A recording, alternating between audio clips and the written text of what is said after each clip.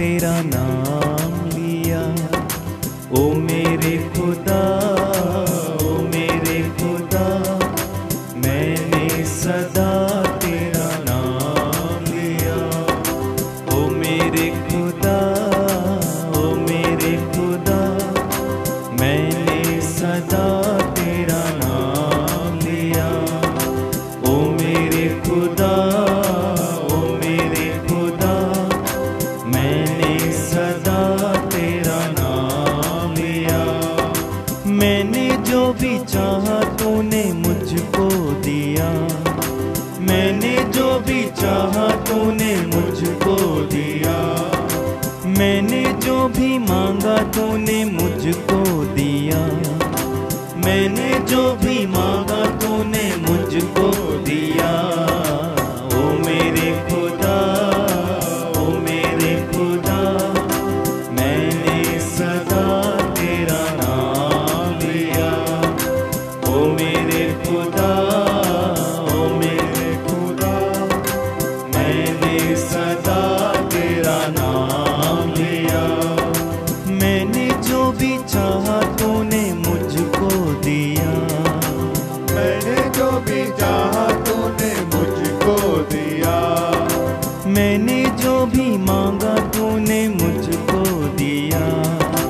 मैंने जो भी मांगा तूने मुझको दिया। ओ मेरे खुदा, ओ मेरे खुदा, मैंने सदा तेरा नाम लिया। ओ मेरे खुदा, ओ मेरे खुदा, मैंने सदा तेरा नाम लिया।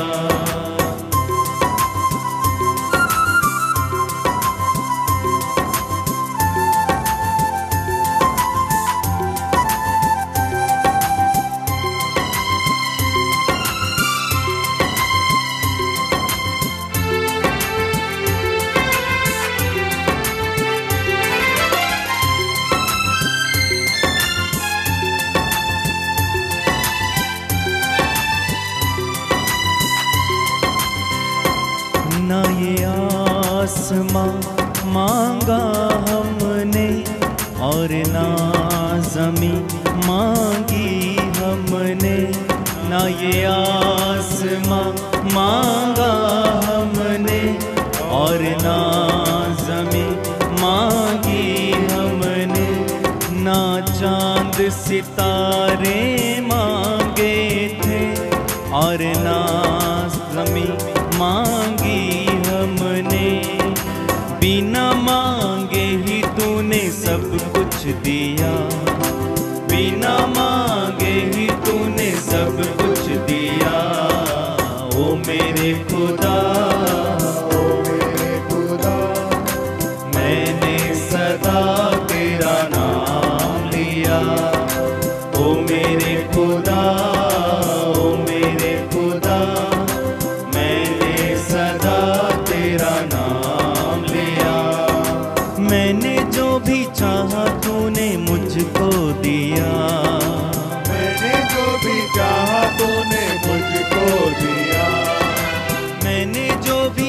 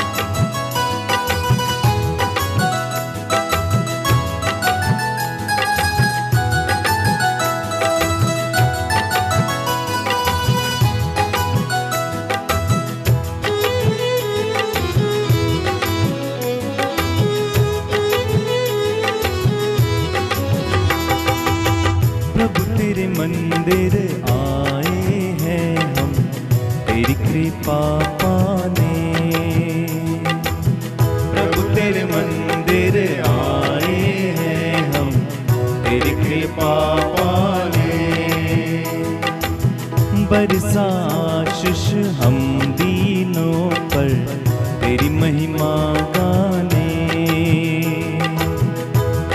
आशीष हम दीनों पर तेरी महिमा गाने। प्रभु तेरे मंदिर आए हैं हम तेरी कृपा पाने, प्रभु तेरे मंदिर आए हैं हम तेरी कृपा पाने। बरसा आशीष हम दीनों पर तेरी महिमा गाने, बरसा आशीष हम दीनों पर तेरी महिमा गाने।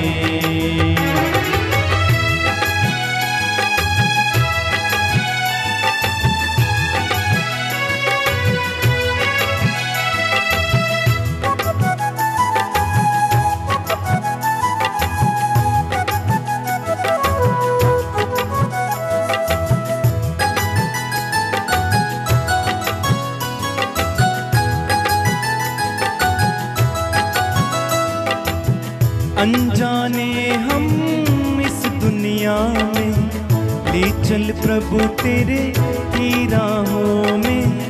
अनजाने हम इस दुनिया में, ले चल प्रभु तेरे ही राहों में। छोड़ न प्रभु हमें है अकेले तेरी महिमा, छोड़ न प्रभु हमें है अकेले तेरी महिमा गाने। प्रभु तेरे मंदिर आए हैं हम तेरी कृपा पाने, तेरे मंदिर आए हैं हम तेरी कृपा पाने। बरसा आशीष हम दीनों पर तेरी महिमा गाए, बरसा आशीष हम दीनों पर तेरी महिमा गाए, तेरी महिमा गाए, तेरी महिमा गाए। Hallelujah, hallelujah.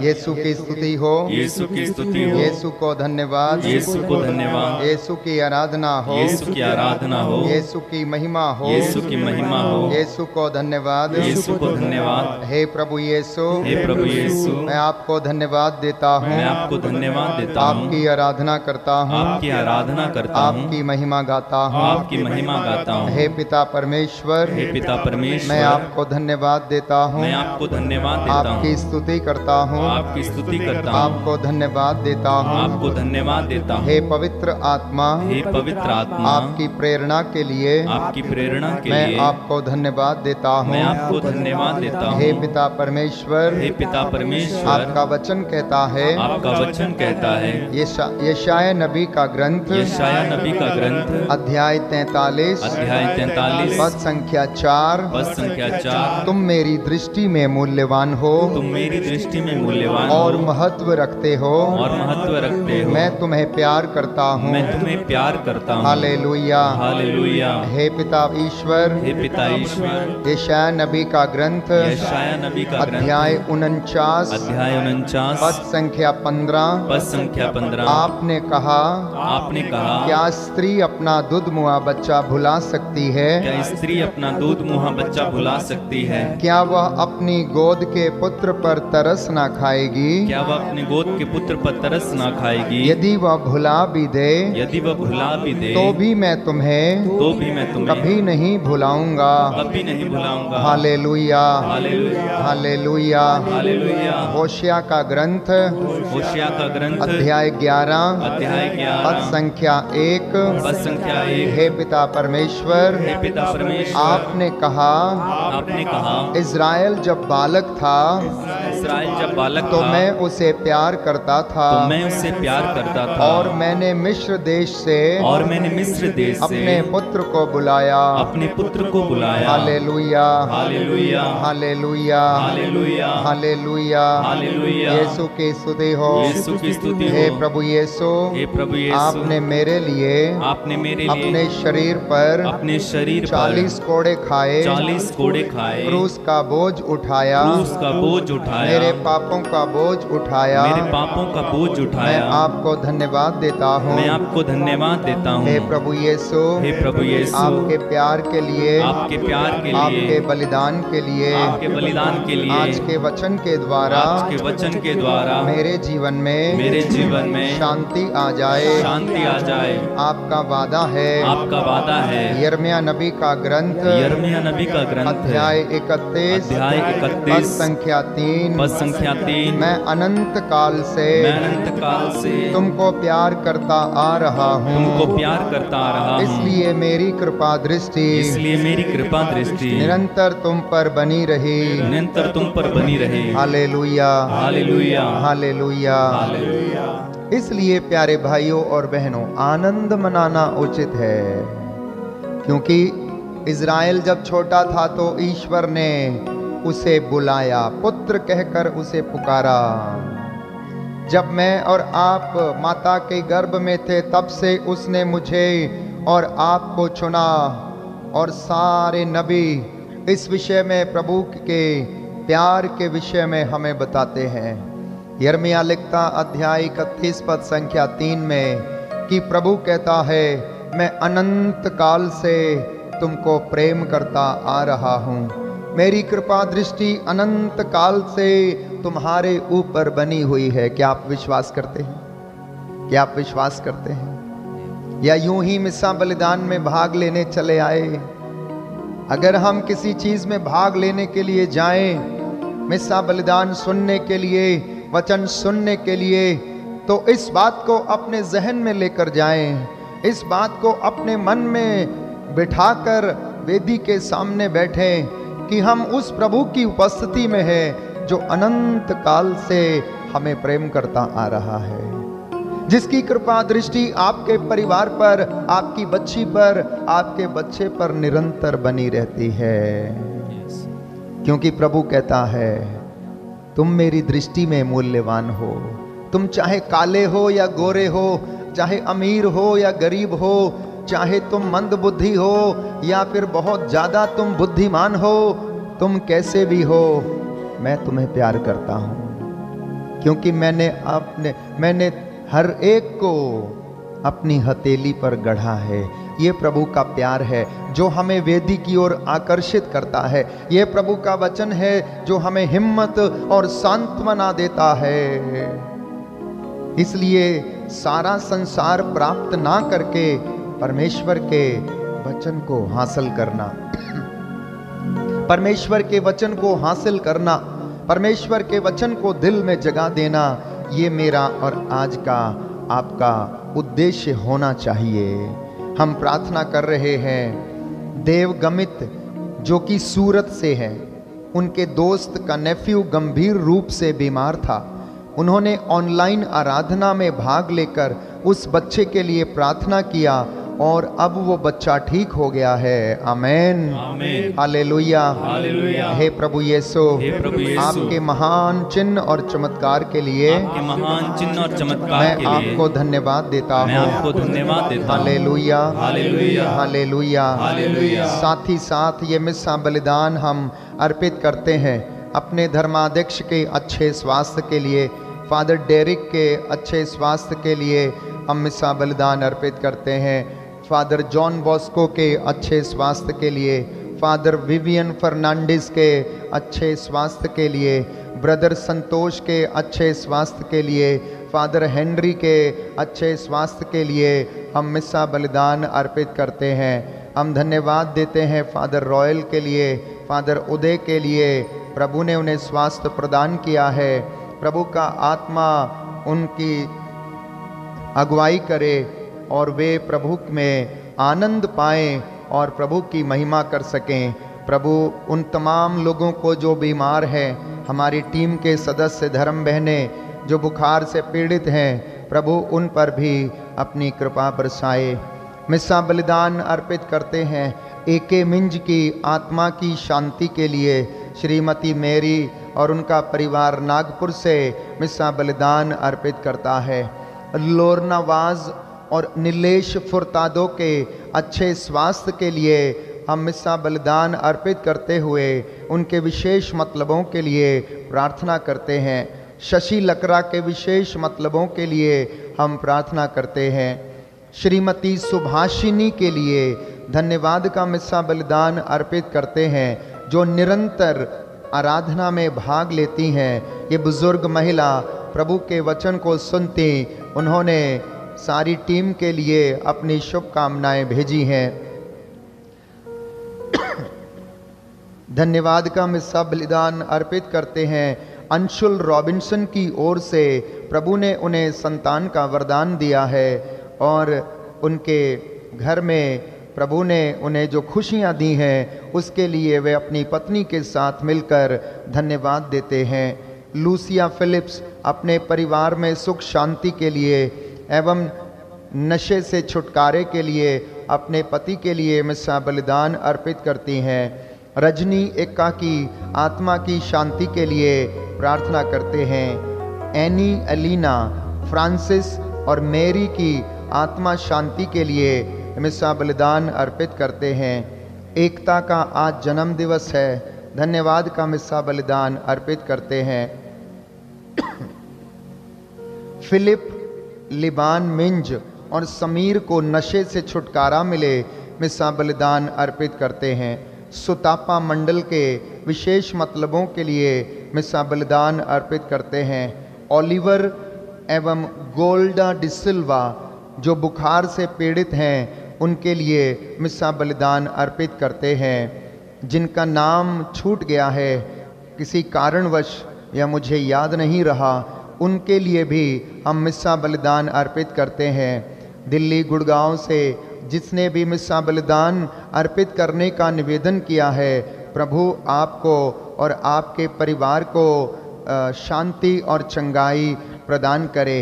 Palam colony Delhi से प्रभु आपके परिवार को जिन्होंने मिस्सा बलिदान अर्पित करने का निवेदन किया है, प्रभु आपको शांति और चंगाई प्रदान करे।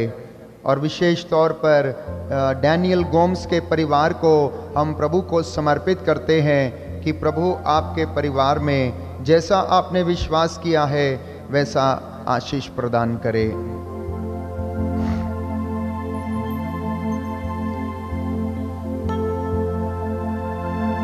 पिता और पुत्र और पवित्र आत्मा के नाम पर आमीन।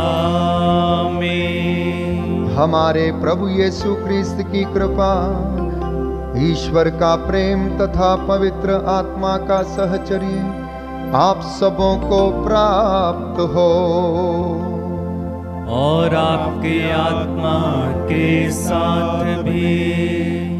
संत योहन बपतिस्ता की शहादत का पर्व हम मनाते हैं। संत योहन प्रभु के वचनों की चर्चा किया करता था। उसका एक ही उद्देश्य था, पश्चाताप करो, ईश्वर के वचन में विश्वास करो, स्वर्ग का राज्य निकट आ गया है। निर्जन प्रदेश में पुकारने वाले की आवाज उसके पथ सीधे करो। और वो आगामी दिनों में आने वाले दुख और संकटों के विषय में लोगों को चेतावनी दिया करता था। अग्रदूत बनकर प्रभु के पहले वो आया और उसने कहा कि मैं उस व्यक्ति का जो मेरे बाद आने वाला है, जूते का फीता खोलने के योग्य भी नहीं हूं। सत्य की राह चलते चलते उसने अपने प्राणों की आहुति दे दी और उसने शहादत को गले लगा लिया। आइए आज संत योहन की मध्यस्थता से मैं आप सभी लोगों को जो बड़े विश्वास के साथ इस वक्त ऑनलाइन प्रार्थना में हैं, मिस्सा में भाग ले रहे हैं, प्रभु आपको चंगाई, सामर्थ्य, शांति प्रदान करे।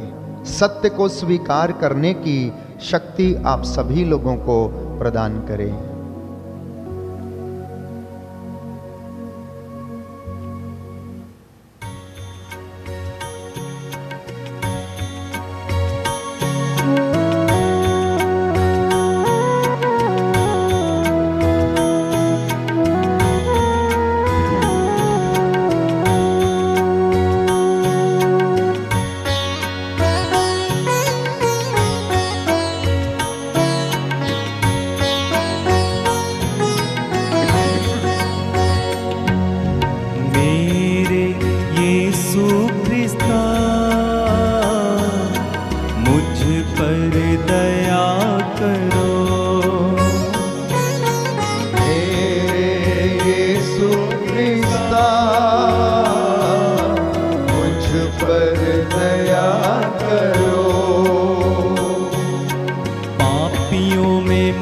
पापी मैं, मुझको क्षमा करो। पापियों में महापापी मैं, मुझको क्षमा करो। मेरे यीशु कृष्णा, मुझ पर दया करो। पापियों में महापापी मैं, मुझको क्षमा करो। सृष्टिकर्ता को मैंने छोड़ दिया, सृष्टिकर्ता को मैंने छोड़ दिया। सृष्टि वस्तुओं को मैंने पूजा किया, सृष्टि वस्तुओं को मैंने पूजा किया। अहंकार से मैं जिया, अहंकार से मैं जिया। क्षमा करो भगवन, मुझे क्षमा करो भगवन। मेरे यीशु कृष्णा, मुझ पर दया करो। पापियों में महापापी मैं, मुझको क्षमा करो। मुझको क्षमा करो, मुझको क्षमा करो।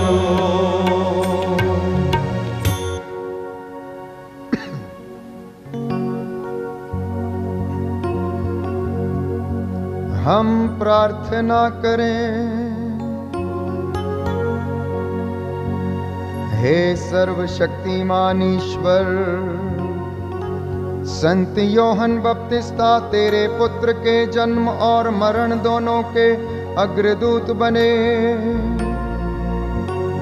जैसे वे सत्य और न्याय की रक्षा में शहीद बने, वैसे ही हमें भी सत्य की घोषणा में निर्भीक बना।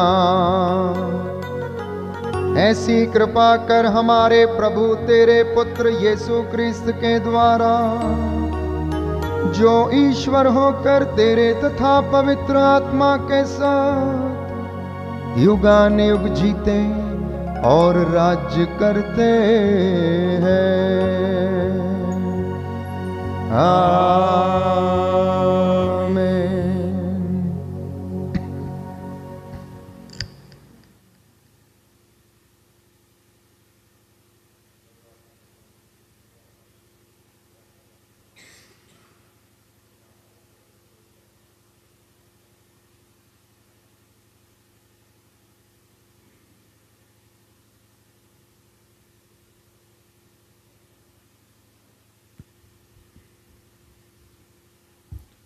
पहला पाठ कुरिन्थियों के नाम संत पौलुस का पहला पत्र। प्रभु ने उन लोगों को चुना जो दुनिया की दृष्टि में दुर्बल हैं। भाइयों, इस बात पर विचार कीजिए कि बुलाए जाते समय आप लोगों में से इस दुनिया की दृष्टि में बहुत कम लोग ज्ञानी हैं, शक्तिशाली अथवा कुलीन थे। ज्ञानियों को लज्जित करने के लिए ईश्वर ने उन लोगों को चुना जो दुनिया की दृष्टि में मूर्ख हैं। शक्तिशालियों को लज्जित करने के लिए उसने उन लोगों को चुना जो दुनिया की दृष्टि में दुर्बल हैं। गण्यमान्य लोगों का घमंड चूर करने के लिए उसने उन लोगों को चुना जो दुनिया की दृष्टि में तुच्छ और हैं, जिससे कोई भी मनुष्य ज्ञान, धार्मिकता, पवित्रता तथा उद्धार बना दिया है। इसलिए जैसा कि धर्म ग्रंथ में लिखा है, यदि कोई गर्व करना चाहे तो वह प्रभु का गर्व करे। यह प्रभु की वाणी है। ईश्वर को धन्यवाद। भजन अनुवाक्य।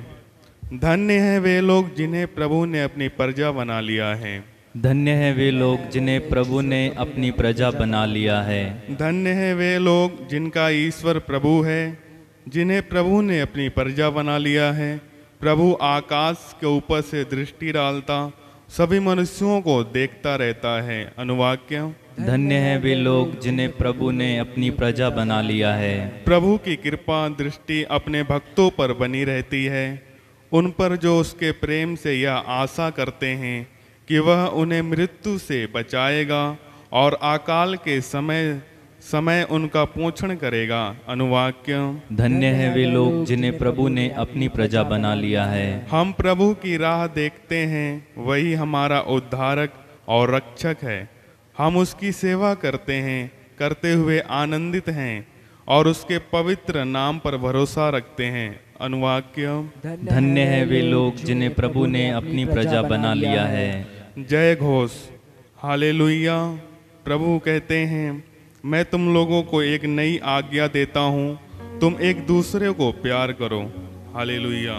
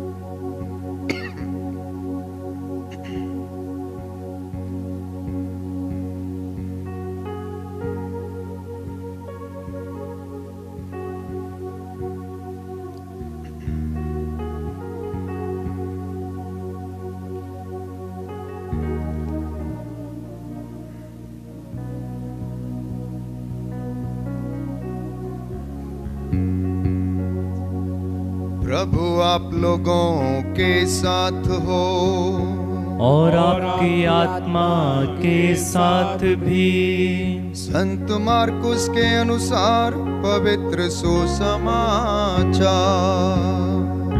प्रभु की जय।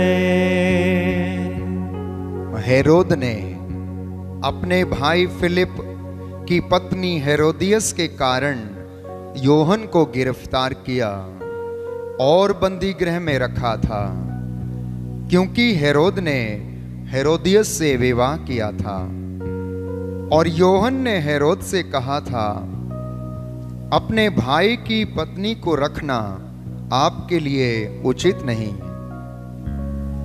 इसी से हेरोदियस योहन से बैर रखती थी और उसे मार डालना चाहती थी, किंतु वह ऐसा नहीं कर पाती थी, क्योंकि हेरोद योहन को धर्मात्मा और संत जानकर उस पर श्रद्धा रखता और उसकी रक्षा करता था। हेरोद उसके उपदेश सुनकर बड़े असमंजस में पड़ जाता था, फिर भी वह उसकी बातें सुनना पसंद करता था। हेरोद के जन्म दिवस पर हेरोदियस को एक सुअवसर मिला। उस उत्सव के उपलक्ष्य में हेरोद ने अपने दरबारियों सेनापतियों और गलीलिया के रईसों को भोज दिया। उस अवसर पर हेरोदियस की बेटी ने अंदर आकर नृत्य किया और हेरोद तथा उसके अतिथियों को मुग्ध कर दिया। राजा ने लड़की से कहा, जो भी चाहो मुझसे मांगो, मैं तुम्हें दे दूंगा। और उसने शपथ खाकर कहा, जो भी मांगो, चाहे मेरा आधा राज्य ही क्यों ना हो, मैं तुम्हें दे दूंगा। लड़की ने बाहर जाकर अपनी मां से पूछा, मैं क्या मांगूं? उसने कहा, यूहन्ना बपतिस्ता का सिर। वह तुरंत राजा के पास दौड़ती हुई आई और बोली, मैं चाहती हूं कि आप मुझे इसी समय थाली में यूहन्ना बपतिस्ता का सिर दे दें। राजा को धक्का लगा, परंतु अपनी शपथ और अतिथियों के कारण वह उसकी मांग अस्वीकार करना नहीं चाहता था। राजा ने तुरंत जल्लाद को भेजकर यूहन्ना का सिर ले आने का आदेश दिया।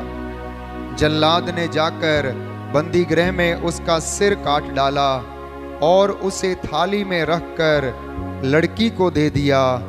लड़की ने उसे अपनी मां को दे दिया। जब यूहन्ना के शिष्यों को इसका पता चला तो वे आकर उसका शव ले गए और उन्होंने उसे कब्र में रख दिया।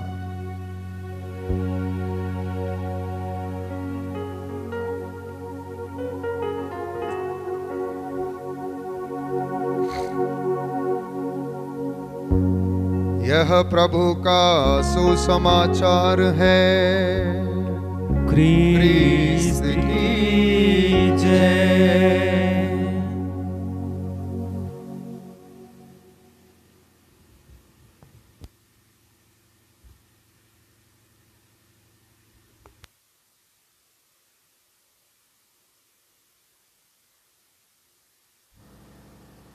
आज माता कलीसिया संत यूहन्ना की शहादत का पर्व मनाती हैं। सत्य हमेशा कड़वा होता है। सत्य हमेशा कड़वा होता है और यूहन्ना ने उस सत्य के खातिर अपने जीवन की परवाह नहीं की और उन्होंने शहादत को गले लगा दिया। प्रियजनों, यूहन्ना प्रभु का अग्रदूत बनकर इस दुनिया में आया। जब उसके बुजुर्ग पिता जकरियस और एलिजाबेथ, जो बांझ कहलाती थी, वर्षों के बाद पिता ईश्वर ने उन्हें संतान के वरदान से विभूषित किया, तो प्रभु की योजना यूहन्ना के द्वारा उनके जीवन में प्रकट हो गई। मंदिर में जब जकरियस सेवा किया करता था, उस समय प्रभु के वचन पर, जो कि स्वर्गदूत के द्वारा उसे संदेश दिया गया था, उसने विश्वास नहीं किया और वो असमर्थ रहा और उसके जीव के बंधन बंध गए। परंतु जैसे ही पाटी के ऊपर उसने यूहन्ना नाम लिखा, उसके जीव के बंधन खुल गए। हालेलुया। उससे पता चला कि ये बालक कोई साधारण बालक नहीं है, परंतु ये ईश्वर के अनुग्रह के रूप में, प्रभु यीशु के अग्रदूत के रूप में प्रकट हुआ है। बालक बढ़ता गया, ज्यों-ज्यों बढ़ता गया, वो प्रभु का अनुग्रह उस पर छाया रहा, जैसा कि वचन में लिखा गया है।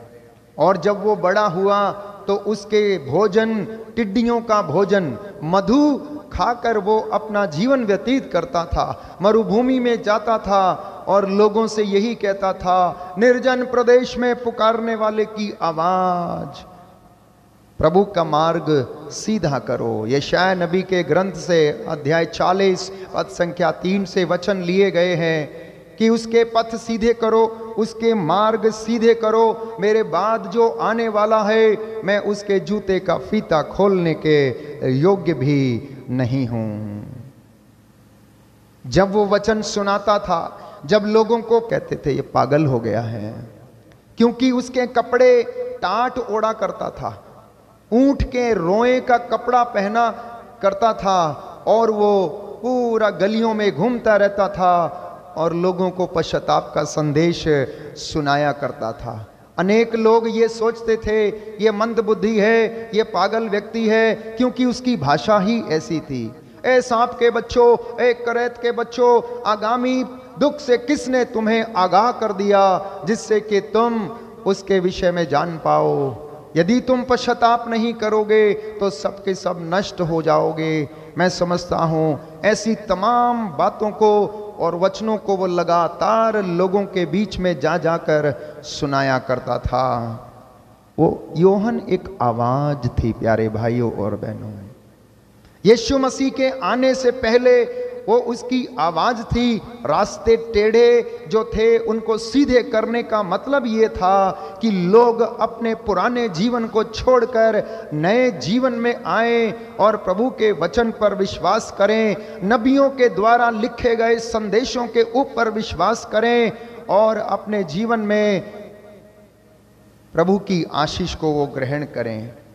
उसका जीवन मौलिक जीवन था, उसका जीवन सत्य के ऊपर आधारित था, क्योंकि प्रभु ने, पिता ईश्वर ने स्वयं उसको इस काम के लिए भेजा था। इसलिए वो निडर होके बोलता था, उसमें कोई डर नहीं था, निर्भीकता से बोलता था। एक बहुत बड़ा महान राजा हेरोद, उससे भी वो नहीं डरा। इसलिए राजा हेरोद उसे धर्मात्मा मानता था, उसे संत जानता था, लोग उसका आदर तो करते थे, परंतु राजा उसे धर्मात्मा और संत मानता था। क्यों? क्योंकि जब वो राजा से इन सारी बातों को बोलता था तो स्वयं राजा भी असमंजस में पड़ जाता था।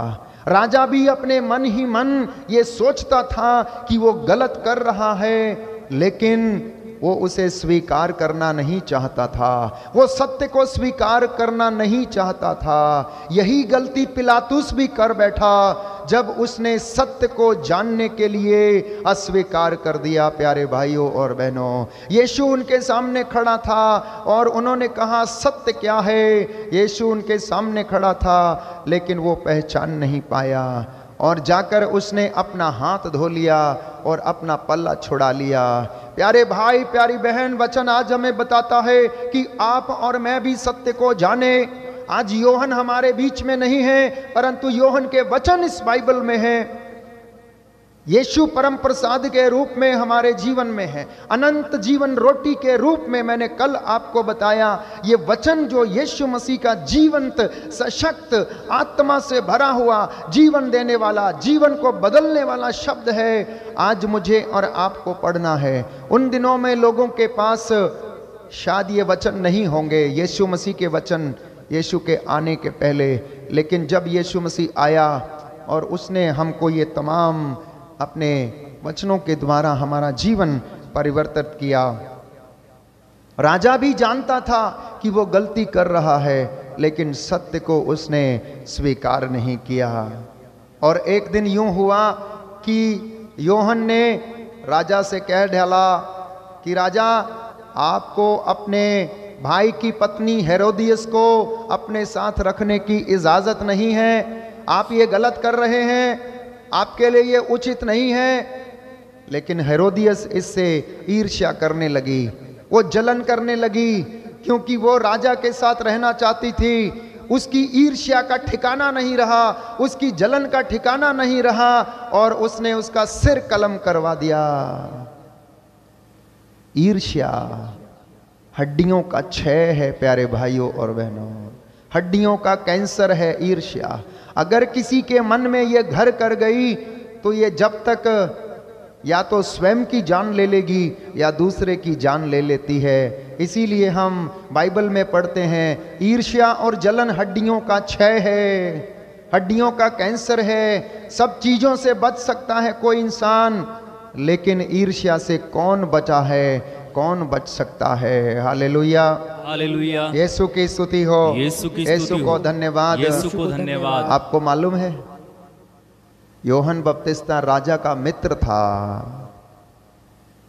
उसके महल में बैठता था, उसके महल में बैठकर उससे बातें किया करता था। उसे वो कहानियां सुनाया करता था, उपदेश दिया करता था, संहिता के विषय में बताया करता था, जिसे राजा सुनकर आश्चर्यचकित और असमंजस में पड़ जाता था और उसके साथ वो बातचीत करता था। राजा हेरोद का अवश्य उसके साथ लगाव था, लेकिन राजा फिर भी कुछ ना कर सका। उसे अपनी पत्नी और अपनी बेटी की आज्ञा सिर माथे पर रखनी थी। क्यों?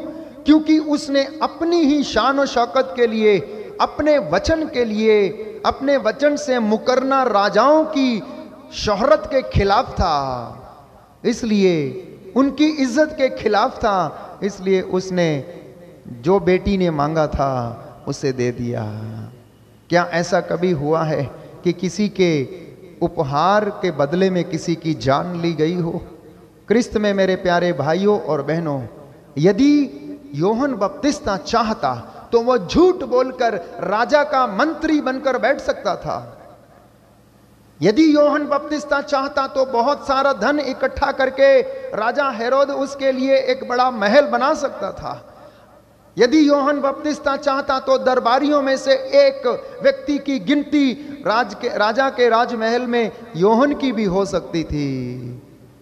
लेकिन वचन हमें याद दिलाता है, मार्कुस का सुसमाचार अध्याय 8 पद संख्या 36, मनुष्य को इससे क्या लाभ यदि वो संसार प्राप्त कर ले लेकिन अपना जमीर गंवा दे। जमीर मालूम है आपको? जमीर, इनर कॉन्शियंस, अपनी आत्मा को गवा दे, अपनी अंतर आत्मा की आवाज को भूल जाए, अपनी अंतर आत्मा की आवाज को वो खो दे, तो इससे मनुष्य को क्या लाभ? भले वो सारा संसार प्राप्त कर ले, क्योंकि सब कुछ यहीं रह जाएगा। यदि आज मेरा जीवन समाप्त हो जाएगा तो ये सारी चीजें यहीं रह जाएंगी, केवल मेरी आत्मा प्रभु के पास जाएगी। और यही दृढ़ इच्छा, यही कन्विक्शन यूहन्ना के जीवन में था। इसलिए वो कतराया नहीं, इसलिए वो सत्य बोलने से डरा नहीं, उसे इस बात की बिल्कुल परवाह नहीं थी, लेकिन वो नहीं चाहता था कि राजा ये गलत काम करे, और उसने जाकर कह दिया। और यहीं से उनके बीच में, हेरोदियस और यूहन्ना के बीच में ईर्ष्या उत्पन्न हो गई। यूहन्ना सत्य का पुजारी था प्यारे भाइयों और बहनों, और वो सत्य की पूजा करते करते शहादत को उसने गले लगा लिया। इसलिए जब वो प्रभु के वचन को सुनाने के लिए आया, लोगों के जीवन के मार्ग को सीधा करने के लिए आया, तो वो स्वयं अपनी गवाही हमें प्रदान करता है। यूहन्ना का सुसमाचार अध्याय 3 पद संख्या 27 से 23, अध्याय 3 पद संख्या 27 से 3। यूहन्ना के शिष्यों और यहूदियों में शुद्धिकरण के विषय में विवाद छिड़ गया। उन्होंने यूहन्ना के पास आकर कहा, गुरुवर देखिए, जो यरदन के उस पार आपके साथ थे, जिनके विषय में आपने साक्ष्य दिया, वो बपतिस्मा देते हैं और सब लोग उनके पास जाते हैं। यूहन्ना ने उत्तर दिया, मनुष्य को वही प्राप्त हो सकता है जो उसे स्वर्ग की ओर से दिया गया है। तुम लोग स्वयं साक्षी हो कि मैंने यह कहा है कि मैं मसीह नहीं हूं, मैं तो उनका अग्रदूत हूं। वो स्वयं की गवाही थी। अगर उनमें जरा सा भी स्वार्थ होता, अगर उनमें जरा सी भी ऐसी बात होती कि वो अपने आप को मसीह सिद्ध करना चाहते, तो उसमें कोई बड़ी बात नहीं थी। वो एक शब्द यदि बोलते कि मैं मसीह हूं, क्योंकि लोग, दुनिया मसीह के आने की बाट देख रही थी, बाट जो रही थी, वो उसमें विश्वास करने लग जाते। लेकिन यूहन्ना ने ऐसा नहीं किया। उसने कहा, मैंने तुमसे कहा मैं मसीह नहीं हूं। जब तक किसी व्यक्ति को स्वर्ग से अगर कुछ नहीं दिया गया हो तो उसके पास वो नहीं हो सकता है। हालेलुया, हालेलुया, यीशु की स्तुति हो। यीशु की स्तुति और वो हो। कहता है, तुम लोग स्वयं साक्षी हो कि मैंने ये कहा है, किसी दूसरे व्यक्ति ने नहीं कहा, मैंने स्वयं इस बात को कहा है। मैं तो वो हूं जो निर्धन प्रदेश में पुकारता फिरता हूं कि उसका मार्ग सीधा करो, टेढ़े मेढ़े रास्तों को सीधा करो, मैं उसके जूते का फीता खोलने के योग्य भी नहीं हूं। हालेलुया, हालेलुया। यीशु की स्तुति हो, यीशु की स्तुति यीशु हो, को धन्यवाद, यीशु को धन्यवाद, यीशु की आराधना हो, यीशु की आराधना यीशु हो, की महिमा हो, यीशु की महिमा हो। योहन के शिष्य उनके साथ हमेशा रहते थे। लेकिन एक दिन हम पढ़ते हैं योहन के सुसमाचार में अध्याय 1 पद संख्या 35 में कि जब ईसा उनकी ओर आते हुए दिखे तो योहन ने अपने शिष्यों से कहा, वो देखो ईश्वर का मेमना। और उन्होंने आओ नहीं देखा ताओ नहीं देखा। जब योहन ने अपने शिष्यों से कहा वो देखो ईश्वर का मेमना, तो उसके 2 शिष्य छोड़कर वो ईसा के पीछे हो लिए, ईसा के पीछे हो लिए। क्योंकि हो सकता है योहन से आज तक उनको वो नहीं मिला और उनका अपना ही गुरु उस व्यक्ति के विषय में ईश्वर के मेमने के और इंगित करके बोल रहा है कि वो ईश्वर का मेमना आ रहा है। तो यहां तक कि योहन के शिष्य भी छोड़कर ईसा के पीछे हो लिए। हालेलुया, हालेलुया। यीशु की स्तुति हो, यीशु की स्तुति यीशु हो, को धन्यवाद, यीशु को धन्यवाद, यीशु की आराधना हो, यीशु की आराधना यीशु हो, की महिमा हो, यीशु की महिमा हो, यीशु को धन्यवाद, यीशु को धन्यवाद। इसलिए योहन के सुसमाचार अध्याय 1 पद संख्या 29 से 34 में हम पढ़ते हैं। 29 से 34 में, अध्याय 1 पद संख्या 29 से 34। दूसरे दिन योहन ने ईसा को अपनी ओर आते देखा और कहा, देखो ईश्वर का मेमना जो संसार का पाप हरता है। यह वही है जिनके विषय में मैंने कहा है, मेरे बाद एक पुरुष आने वाला है, वह मुझसे बढ़कर है क्योंकि वह मुझसे पहले विद्यमान थे। हालेलुया, हालेलुया, हालेलुया, हालेलुया। योहन इस बात का साक्ष्य देता है कि वह मुझसे भी पहले विद्यमान था। जिस तरह प्रभु यीशु ने अपनी बराबरी ईश्वर होने के बावजूद पिता ईश्वर से नहीं की, वैसे ही योहन ने भी मनुष्य होने के नाते अनुग्रह से परिपूर्ण होने के बावजूद उसने ईसा मसीह से अपनी तुलना तक नहीं किया, अपनी बराबरी तक नहीं की प्यारे भाइयों और बहनों, और कहा मैं तो वो हूं उसके जूते का फीता खोलने के योग्य भी नहीं हूं। आज हम में से कई सारे प्रचारक प्रभु का वचन सुनाने के लिए खड़े हो जाते हैं वेदी के ऊपर या फिर स्टेज के ऊपर और कहने लगते हैं कि मैंने ये काम किया, अब मैं ये छोड़ूंगा, अब मैं आत्मा को छोड़ूंगा, अब आई विल से दिस, अभी मैं ये कहूंगा तो ये हो जाएगा। ओ प्यारे भाइयों और बहनों, अगर आपके मन में ऐसे विचार हैं तो प्रभु वहां पर काम नहीं करता, कोई और ही काम करता है। क्योंकि प्रचारक प्रभु यीशु मसीह का मुख है, पुरोहित प्रभु यीशु मसीह का मुंह है। जैसे कि संत योहन परमेश्वर की आवाज थी, वैसे ही प्रचारक को और पुरोहित को और हर उस मसीह व्यक्ति को जो इसमें विश्वास करता है उसका मुख बनना, उसकी आवाज करना, उसकी आवाज बनना। हम उसके सामने खड़े होने के लायक नहीं है क्योंकि सब के सब महिमा से वंचित हैं। संत पौलुस रोमियो को लिखते हुए हमें बताता है सबने पाप किया है, कोई भी मसीह की महिमा से वंचित नहीं है प्यारे भाइयों और बहनों। लेकिन यदि आप सत्य को जान जाएंगे तो आप स्वतंत्र हो जाएंगे। जिसने अभी तक सत्य को नहीं पहचाना वो स्वतंत्र नहीं है, वो आज भी शैतान के उन्हीं फंदों में फंसा हुआ है। Hallelujah, hallelujah. इसलिए सत्य को जानना और पहचानना जरूरी है क्योंकि वही सत्य तुम्हें स्वतंत्र कर देगा। और सत्य क्या है? सत्य क्या है कि यीशु मसीह स्वर्ग पवित्र आत्मा के द्वारा माता मरियम से जन्मा, जो कुंवारी थी, निष्कलंक थी, उसने पोंतुस पिलातुस के शासन काल में दुख भोगा और क्रूस पर चढ़ाया गया, मारा गया, गाड़ा गया, लिम्बुस में उतरा, तीसरे दिन मुर्दों में से जी उठा, स्वर्ग पर गया, पिता के दाहिने विराजमान है, वहां से जिंदों और मुर्दों का न्याय करने के लिए आएगा। ये सत्य है प्यारे भाइयों और बहनों। इसलिए जो इस बात को स्वीकार करेगा वो स्वतंत्र हो जाएगा, क्योंकि प्रभु ने कहा जो मुझे स्वीकार करता है वो उसे स्वीकार करता जिसने मुझे भेजा है। और जो मुझ में जिसने मुझे भेजा है। जो पुत्र में विश्वास नहीं करता उसे जीवन प्राप्त नहीं है। वो ऑलरेडी दोषी ठहराया जा चुका है, उस पर दोष लग चुका है और उसे उसका खामियाजा भुगतना पड़ेगा। इसलिए संत योहन आज हमें शिक्षा देता है कि हम सत्य के साथ अपना जीवन व्यतीत करें।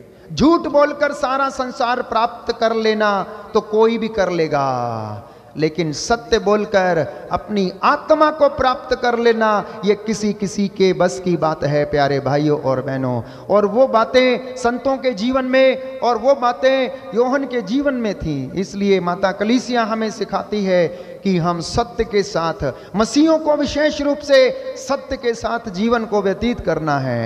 सत्य कड़वा है, इसका रिजल्ट थोड़ा देर में आता है, लेकिन जब आता है तो संतुष्टि प्रदान करता है। जब आता है तो ये संतोष का धन लेकर आता है। जब ये आता है तो चैन की नींद लेकर आता है। हमें किसी से डरने की बात नहीं है। प्रभु कहता है उससे डरो जो आत्मा और शरीर को मार डालता है, उससे मत डरो जो केवल शरीर को मार डालते हैं। राजा को धक्का लगा जब उसके मित्र योहन का सिर मांगा गया।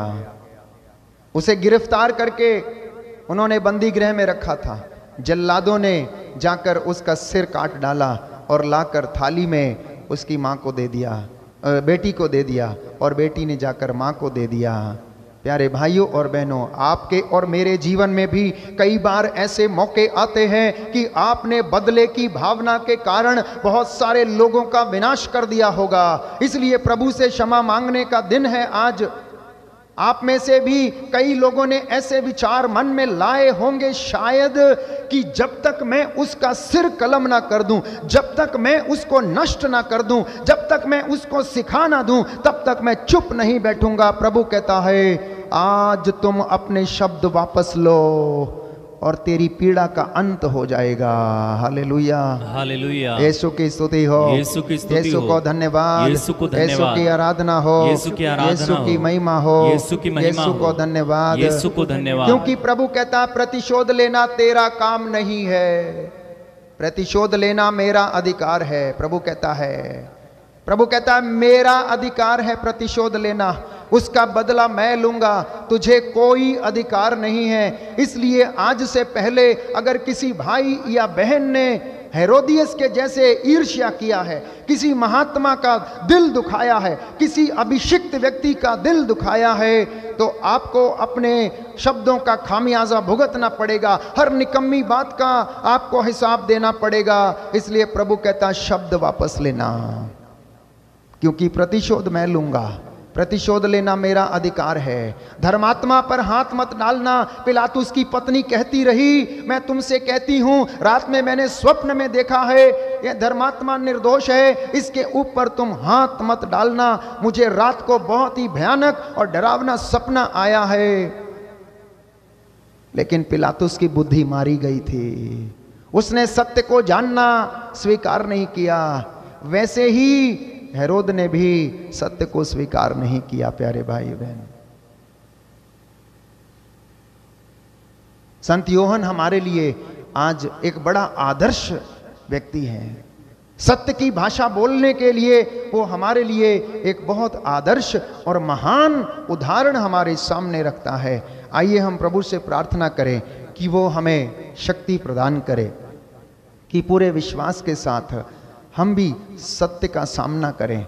आप दफ्तर में जाते हैं, हो सकता है आपको सत्य बोलने के लिए दफ्तर से निकाल दिया जाएगा, लेकिन 6 महीने के बाद, 4 महीने के बाद, 2 महीने के बाद वहां पर आपकी भूरी भूरी प्रशंसा होगी, क्योंकि सत्य कभी छुप नहीं सकता है। सत्य कभी छुप नहीं सकता। प्यारे भाई और बहनों, प्रभु कहता है जो बातें तुमने अंधेरे में कही हैं वो पहाड़ के ऊपर चढ़कर जोर जोर से बोली जाएंगी, चिल्ला चिल्ला कर बोला जाएगा।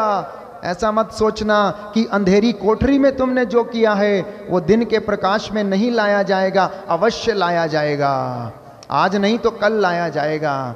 जानते हैं प्रभु ने पुरानी व्यवस्था में हम पढ़ते हैं मूसा के भाई और उसकी बहन मिरियम को, क्योंकि उन्होंने अपने भाई मूसा की बात पर विश्वास नहीं किया और हारून को 40 साल के बाद भी, मरुभूमि में भटका लेने के बाद भी, जब वो कनान देश के कोने पर पहुंच गया, बॉर्डर पर पहुंच गया और उसको जाने की इजाजत नहीं थी। मूसा ने 2 बार चट्टान को स्ट्राइक किया, इसलिए मूसा को भी इजाजत नहीं मिली। प्रभु की बातों पर उन्होंने विश्वास नहीं किया, क्योंकि ईश्वर सत्य है। ईश्वर सत्य है, उसकी बात पर विश्वास करना। जब हम सत्य बोलते हैं तो परमेश्वर की गवाही बनते हैं हम। इसलिए अगर यीशु मसीह के लिए संत योहन गवाही बनकर आया था तो सत्य बोलना उसके लिए लाजमी सी बात थी। उसे बोलना ही था, क्योंकि वह झूठ नहीं बोल सकता था। क्यों? क्योंकि वो सत्य का अग्रदूत बनकर आगे आगे चल रहा था और उसके बदले में उसने अपनी जान गंवा दी। प्यारे भाइयों और बहनों, प्रभु यीशु मसीह ने सत्य के लिए अपने खून बहा दिया। हमें पापों से बचाने के लिए उसने अपना खून बहा दिया। हमें प्रेम करते करते वो कुर्बान हो गया और संत योहन सत्य बोलने के लिए अपने जीवन को उसने शहीद कर दिया। प्रभु हमें आशीष दे आज के वचनों के द्वारा। इसलिए अगर किसी भाई या बहन को ऐसा लगता है कि आपने कभी अपने जीवन में धर्मात्मा का अनादर किया हो या उस पर अभियोग लगाया हो, तो पाप स्वीकार करें, प्रभु से क्षमा की याचना करें, क्योंकि प्रभु कहता है तुम्हें अपनी हर निकम्मी बात का हिसाब देना पड़ेगा। ये प्रभु यीशु के शब्द हैं, हम सुसमाचार में पढ़ते हैं। परमेश्वर ने हमसे बताया, यिर्मयाह नबी से उसने कहा तुम अपने शब्द वापस ले लो। अगर तुमने ऐसा कहा है तो तेरी पीड़ा का अंत हो जाएगा, तेरे दुख का अंत हो जाएगा। तेरा घर नहीं बनता है, घर बनेगा। तेरा कर्ज खत्म नहीं होता, कर्ज खत्म होगा। तेरी लड़की को जॉब नहीं है, जॉब मिलेगी। तू कई सालों से निसंतान है, तुझे संतान मिलेगी। ये प्रभु का वादा है। Believe my dear brothers and sisters in Christ Jesus, early in the morning, right from the very altar of प्रभु के इस वेदी से इन बातों को प्रभु आपसे बात कर रहा है कि तू चाहता है, शुद्ध होना चाहता है, तो आज से अपने शब्द वापस ले। तेरा कर्ज माफ होना चाहता है तो तू अपना शब्द वापस ले। तेरी नौकरी नहीं मिल रही है, तू अपना शब्द वापस ले। तू सत्य का सामना कर और उसके सामने चला आ, अपने पापों को स्वीकार कर। प्यारे भाइयों और बहनों, सत्य को स्वीकार करना शहीद होने के बराबर है। सत्य को स्वीकार करना मतलब शहीद होने के बराबर है। कभी कभी हम लोग सत्य को सुनना नहीं चाहते ना, पता क्यों? दिल में ऐसा लगता है कि लोग हमें क्या कहेंगे, लोग मेरी बदनामी हो जाएंगी, मैं क्या करूंगा, मैं छोटा हो जाऊंगा। लेकिन ऐसा लगता है कि अब हम खत्म हो गए हैं, अगर हमारे ऊपर अभियोग लगा गया तो हम सामना करने में असमर्थ रहते हैं। प्रभु कहता है यदि तू सत्य बोलेगा, यदि तू सत्य का सामना करेगा तो तू स्वतंत्र हो जाएगा, बंधनों में नहीं रहेगा। तेरे घर में उन्नति आएगी, तेरे सब कामों में सफलता आएगी। श्रद्धा पूर्वक यदि तू मनन करेगा, जैसा कि योहन करता आया, लगातार प्रभु के वचनों को, नबियों के वचनों को, नबी ईसायाह की वाणी को वो बोलता आया और लोगों को सुनाता आया, पश्चाताप का संदेश देता आया और उसके बदले में प्यारे भाइयों और बहनों उसने अपनी जान दे दी। आइए हम प्रभु को धन्यवाद दें। योहन की मध्यस्थता से हम प्रार्थना करें और तमाम लोगों को हम समर्पित करते हैं जो प्रभु की महिमा से वंचित हैं। यीशु का आत्मा आप सभी लोगों को चंगाई, शांति और सामर्थ्य प्रदान करें।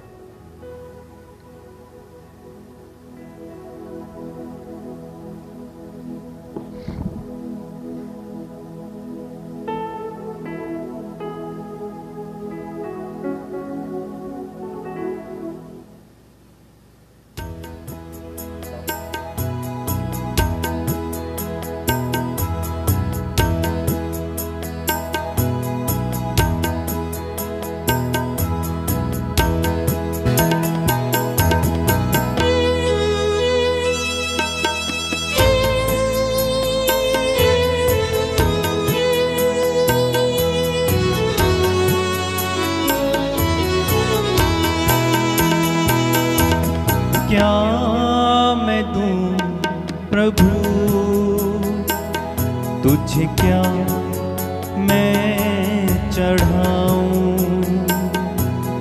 क्या मैं दूं प्रभु, तुझे क्या मैं चढ़ाऊं, क्या मैं दूं प्रभु, तुझे क्या मैं चढ़ाऊं।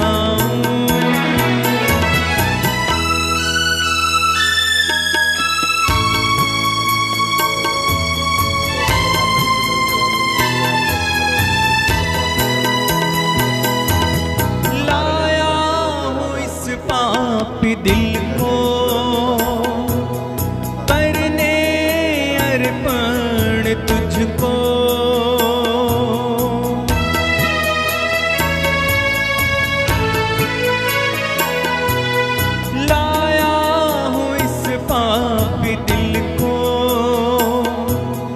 करने अर्पण तुझको, कर दे ये जीवन पावन, बन जाए जीवन मधुमय प्रभु, क्या मैं दूं प्रभु, तुझे क्या मैं चढ़ाऊं, मैं दूं प्रभु, तुझे क्या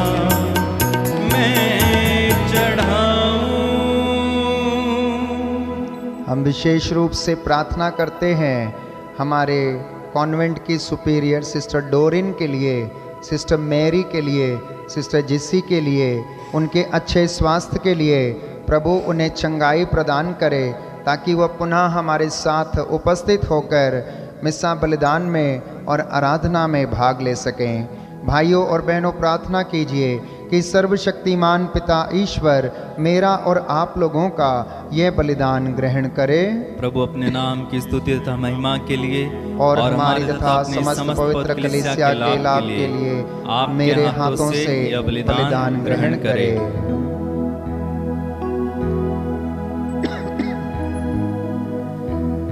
हे प्रभु, संत योहन बपतिस्ता ने निर्जन प्रदेश में पुकार पुकार कर धार्मिकता का मार्ग सीधा दिखाया और इसके प्रमाण में वीरता पूर्वक अपना रक्त बहाया।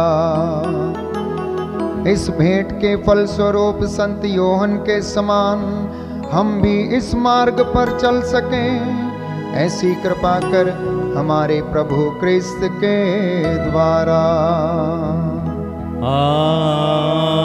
आमीन। प्रभु आप लोगों के साथ हो और आपकी आत्मा के साथ भी। प्रभु में मन लगाइए।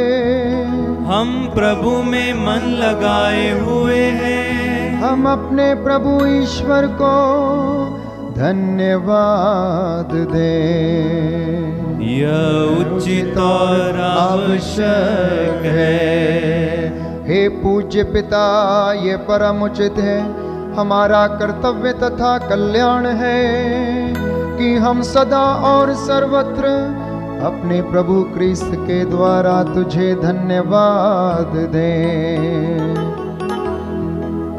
हम इनके अग्रदूत संत योहन में तेरे महान कार्यों का गुणगान करते हैं। तूने मानव पुत्रों में योहन को विशेष सम्मान से विभूषित किया है। ये अपने जन्म के पूर्व ही मुक्तिदाता का आगमन जानकर आनंद से उछल पड़े और अपने जन्म के द्वारा संसार को अपार हर्ष प्रदान किया। सब नबियों में से एक इन्होंने ईश्वर के मेमने मुक्तिदाता को इंगित किया। जलधारा में विशुद्ध होने वालों के हित इन्होंने बपतिस्मा के प्रणेता को ही बपतिस्मा दिया। अपना रक्त बहाकर क्रिस्त के प्रति अपना सर्वोत्तम साक्ष्य दिया।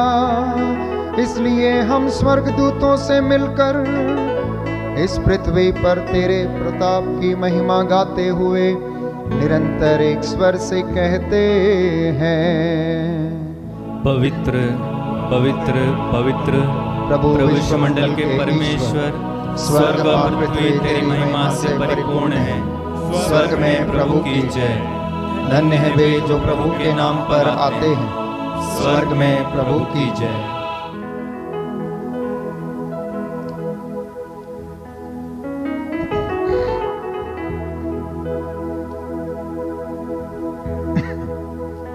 हे परम पिता, तू वास्तव में पवित्र है, सारी पवित्रता का स्रोत है। हम तुझसे निवेदन करते हैं, तू ये उपहार अपने आत्मा के संस्पर्श से पवित्र कर, कि ये हमारे प्रभु यीशु क्रिस्त का शरीर तथा रक्त बन जाए। जिस रात को यीशु स्वेच्छा से मृत्यु के लिए सौंपे गए, उन्होंने रोटी ली, तुझे धन्यवाद दिया और रोटी तोड़कर उसे अपने शिष्यों को देते हुए कहा, तुम सब इसे लो और खाओ, यह मेरा शरीर है जो तुम्हारे लिए बलि चढ़ाया जाएगा।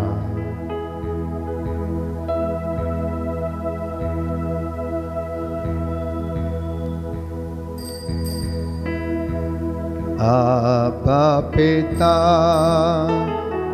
यीशु के पावन लहू से धो दे मुझे और अपने पवित्र हाथों से मुझे शुद्ध कर दे।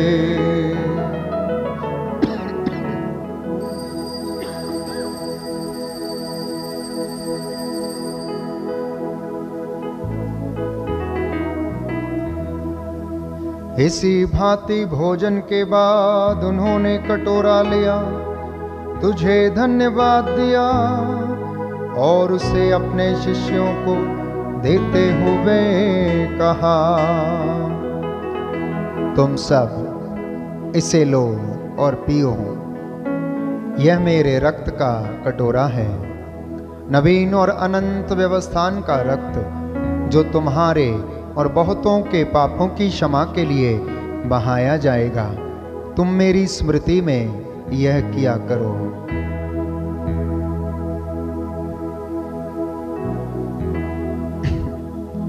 आबा पिता, यीशु के पावन लहू से धो दे मुझे और अपने पवित्र आत्मा से मुझे शुद्ध कर दे।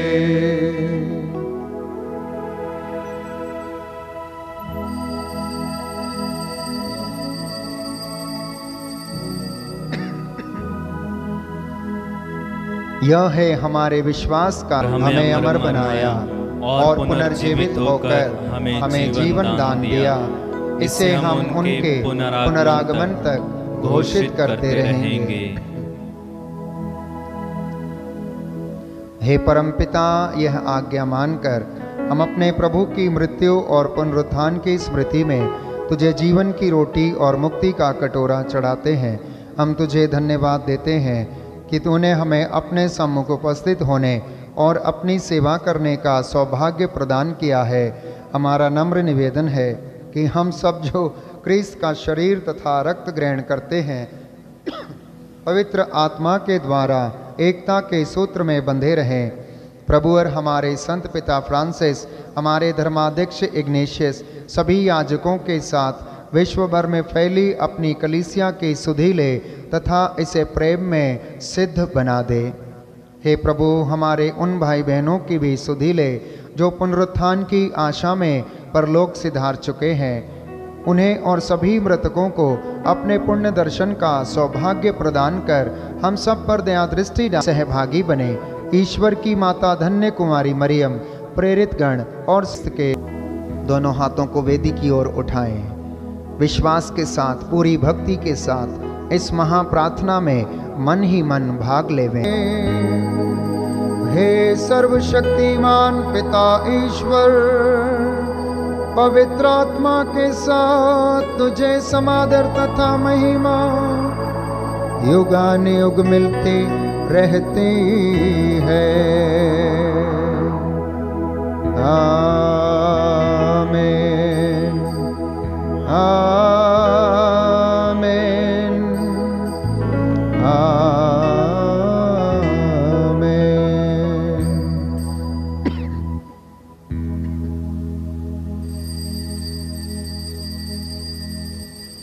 हम सब मिलकर पिता ईश्वर से प्रार्थना करें जैसे प्रभु यीशु ने हमें सिखाया है। हे हमारे पिता जो स्वर्ग में है, तेरा नाम वैसे पृथ्वी पर पूरी हो। हमारा प्रतिदिन का आहार आज हमें दे और हमारे अपराध हमें क्षमा कर जैसे हम भी अपने अपराधियों को क्षमा करते हैं, और हमको परीक्षा में न डाल परंतु बुराई से बचा। हे प्रभु, हम तुझसे प्रार्थना करते हैं सभी बुराइयों से हमें बचा। इस जीवन में हमें कृपा पूर्वक शांति प्रदान कर हम तेरी दया से सदा पाप से दूर और हर विपत्ति से सुरक्षित रहें, और उस दिन की प्रतीक्षा करते रहें जब हमारे मुक्तिदाता यीशु क्रिस्त फिर प्रकट होकर हमारी मंगलमय आशा पूरी करेंगे। क्योंकि तेरा राज्य, तेरा सामर्थ्य और तेरी महिमा अनंत काल तक बनी रहती है। हे प्रभु यीशु क्रिस्त ने अपने प्रेरितों से कहा है, मैं तुम्हारे लिए शांति छोड़ जाता हूँ, अपनी शांति तुम्हें प्रदान करता हूँ। तू हमारे पापों पर नहीं, गलतियों और कमज़ोरियों पर नहीं, हमारे विश्वास पर, सारी कलीसिया के विश्वास पर दया दृष्टि डाल और हम सबको शांति तथा एकता प्रदान कर। तू युगानुयुग जीता और राज्य करता है।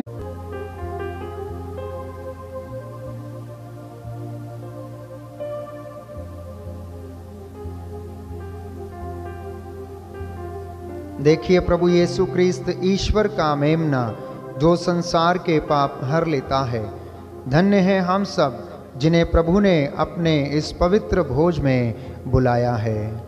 हे प्रभु, मैं इस योग्य नहीं हूँ कि आप मेरे यहाँ आएं, किंतु एक शब्द कह दें और मेरी आत्मा चंगी हो जाएगी।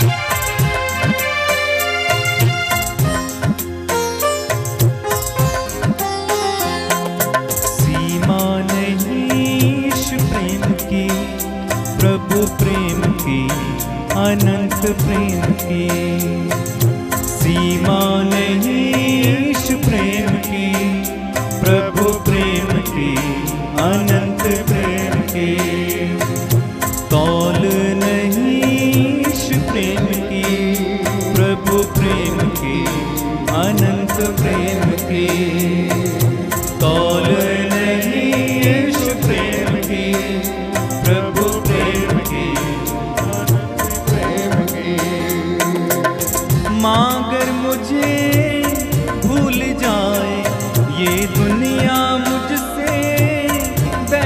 करे।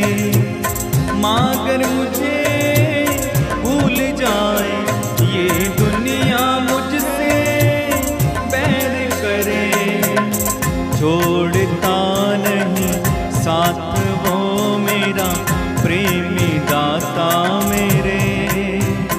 मुझे हृदय से लगाता है, सीमा नहीं इस प्रेम की, प्रभु प्रेम की, अनंत प्रेम की।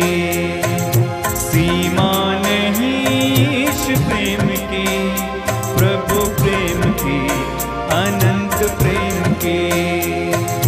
तौल नहीं इस प्रेम की, प्रभु प्रेम की, अनंत प्रेम की। तौल नहीं इस प्रेम की, प्रभु प्रेम की, अनंत प्रेम।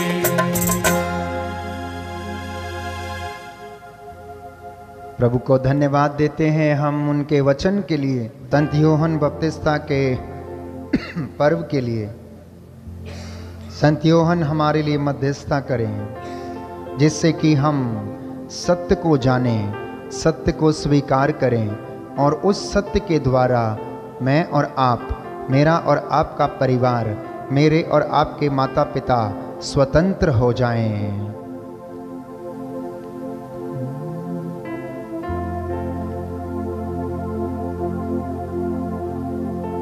यूहन्ना का सुसमाचार अध्याय 3 पद संख्या 27। यूहन्ना ने उत्तर दिया, यह उचित है कि मसीह बढ़ते जाएं और मैं घटता जाऊं। यह उचित है कि मसीह बढ़ते जाएं और मैं घटता जाऊं। हम प्रार्थना करें। हे प्रभु ईश्वर, हम संत यूहन्ना बपतिस्ता के स्वर्ग प्रवेश का पर्व मना रहे हैं।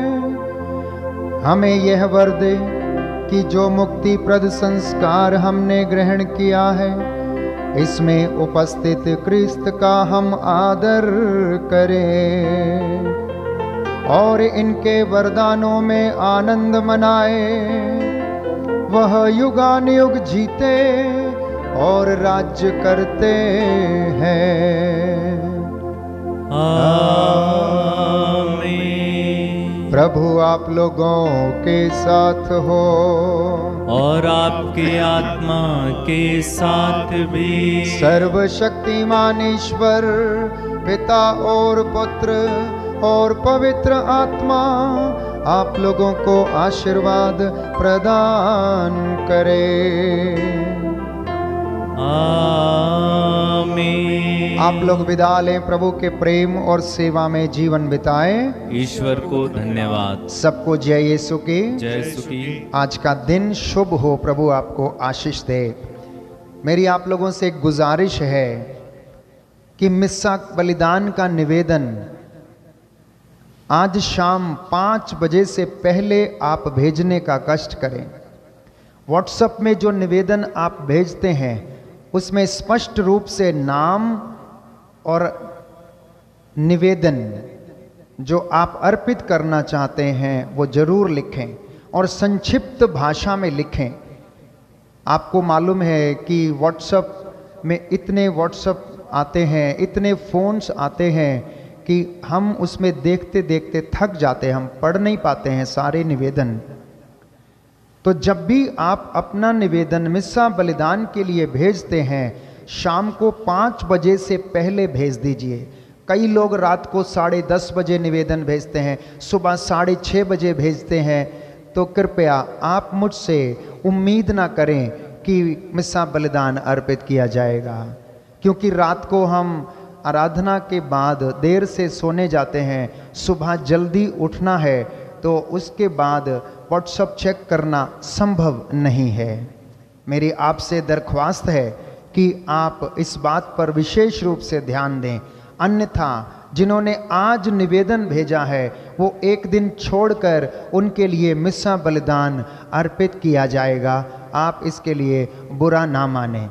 अगर आपको पता है कि 2 दिन के बाद आप मिस्सा अर्पित करना चाहते हैं तो आज ही आप निवेदन भेज दीजिए।